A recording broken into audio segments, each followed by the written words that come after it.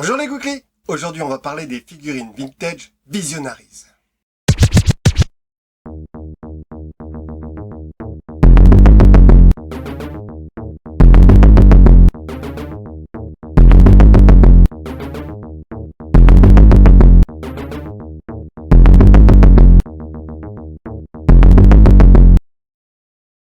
C'est Hasbro qui ont créé les jouets, les Visionaries. On peut considérer que ce sont les cousins des G.I. Joe, car même articulation, et contient un élastique qui retient le haut du corps et les jambes et le bassin.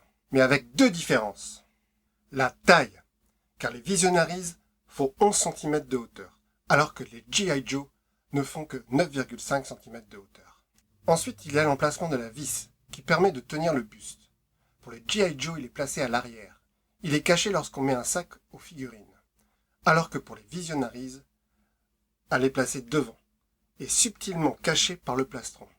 On y retrouve la même fragilité pour les figurines, au niveau des pouces, de l'entrejambe et ainsi qu'à l'élastique qui au fil du temps sèche et se casse.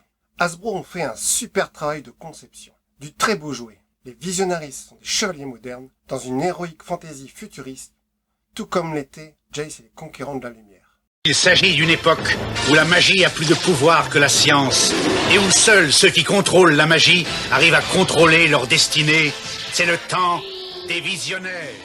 Étaient inclus avec la figurine 3 accessoires, à chaque fois différents pour chaque figurine. Un casque, une arme et un totem. Sans oublier le plastron qui peut s'enlever facilement. Le petit plus, ce sont les autocollants holographiques. Créés par la société Polaroid, Hasbro en a mis partout. Sur le plastron, sur le totem et sur les emballages. Malheureusement, cet hologramme est aussi très fragile. Et s'il est mal conservé, peut devenir tout noir. Les blisters sont magnifiques. Avec en peinture, la figurine en action. Avec en fond, son animal de prédilection. Et tout comme les G.I. Joe, il y avait une carte d'identité du personnage au verso du blister. Avec également un mini catalogue des autres figurines à collectionner.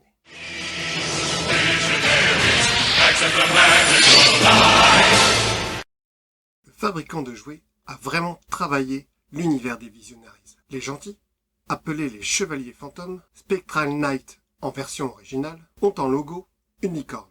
Ils sont associés aux animaux emblématiques de la royauté, comme par exemple le lion. Et les méchants, appelés les Lords des Ténèbres, Darkling Lord en version originale, ont en logo une tête de dragon, et est associé à des animaux terrifiants, comme par exemple le gorille. On peut repérer facilement les lords, car ils ont tous une barbe. Il y a donc 4 figurines chevaliers fantômes, avec les Auric, en hologramme sur le plastron, un lion, et sur son totem, le dieu hibou de la sagesse. Cryotech, en hologramme sur son plastron, un ours, et sur son totem, le dieu de la force avec son arc. Arzon, en hologramme sur son plastron, un aigle, et sur son totem, le dieu de la connaissance. Witterquick, en hologramme sur son plastron, un jaguar, et sur son totem, le dieu de la vitesse et de la lumière. 4 figurines également pour les lords. Sindar, en hologramme sur son plastron, un gorille, et sur son totem, le monstre de la destruction. Gravex, en hologramme sur son plastron, Philo, et sur son totem, le monstre de la peur. Lexor,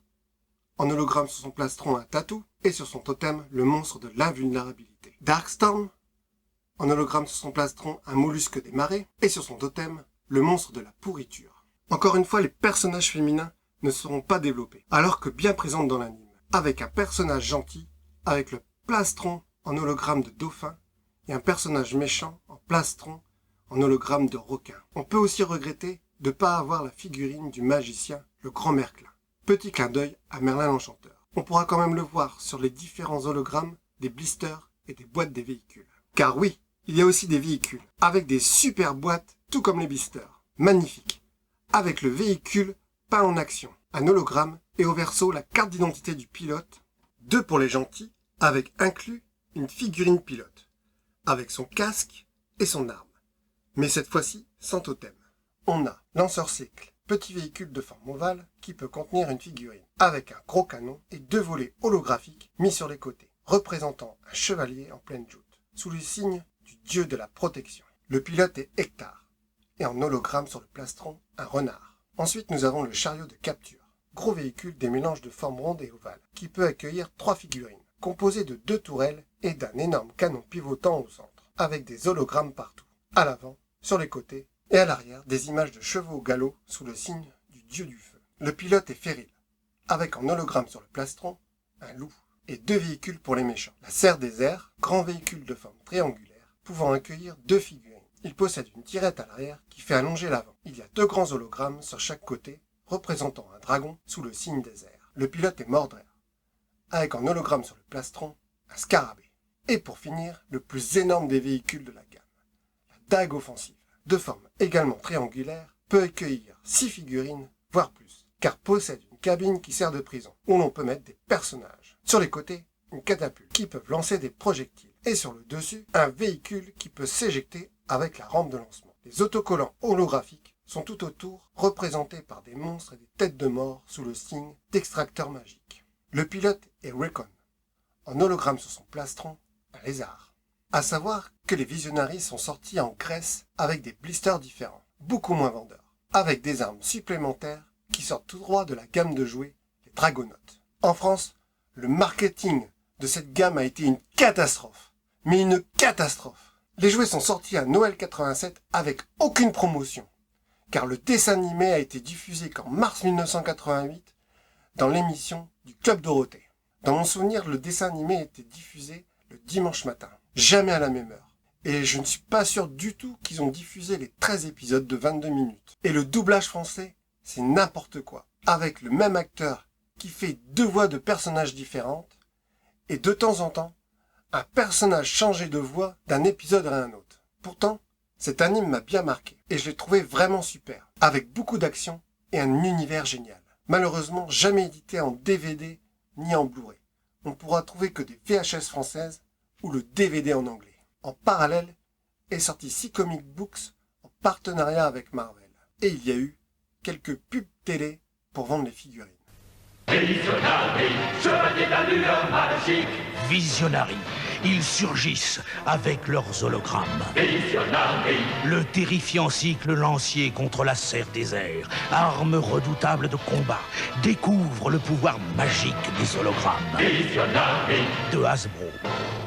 Mais tout cela n'a pas suffi à vendre les jouets. Et pour vous dire la vérité, je n'ai jamais vu ces jouets en magasin. J'ai découvert cette gamme que lorsque j'ai commencé ma collection de jouets au début des années 2000. Et le drame, c'est que Hasbro avait bossé sur une deuxième vague encore plus élaborée. On peut la découvrir grâce à un catalogue promotionnel sorti à l'époque. Avec 18 nouvelles figurines. Non plus avec des totems, mais avec des boucliers avec des hologrammes. On a Aquarior, Brax, Serator, Kragor, Croy, Cyclor, Draculan, Hydron, Cabor, Lazorlache, Lizard, Malitor, Pyroc, Ramak, Ramazon, Slyware, Cibron et Ostéon.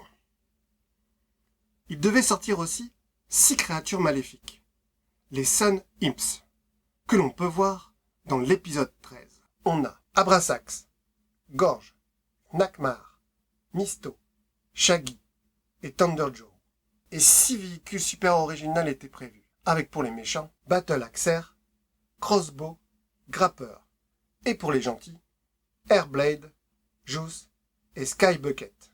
Et pour finir, un énorme playset, l'holodrome Iron Mountain, qui avait un micro pour avoir la voix du magicien Merklin, et un petit projecteur qui fait apparaître l'image du magicien fonctionnant à l'aide de piles. Ça fait rêver. Malheureusement, tous ces prototypes ne verront jamais le jour. Il n'y aura jamais de diffusion et la série animée est stoppée. Cette gamme a vraiment fait une apparition éclair dans notre enfance. Et beaucoup de notre génération sont passés à côté. Hasbro sortira en 2017, sous la gamme des G.I. Joe, une figurine de Léoric, mais sans ses autocollants holographiques. Mighty Mugs sortira également une figurine de Léoric. N'hésitez pas à mettre en commentaire vos souvenirs d'enfance de cette gamme. Salut les Gouklis, et à bientôt dans un autre univers.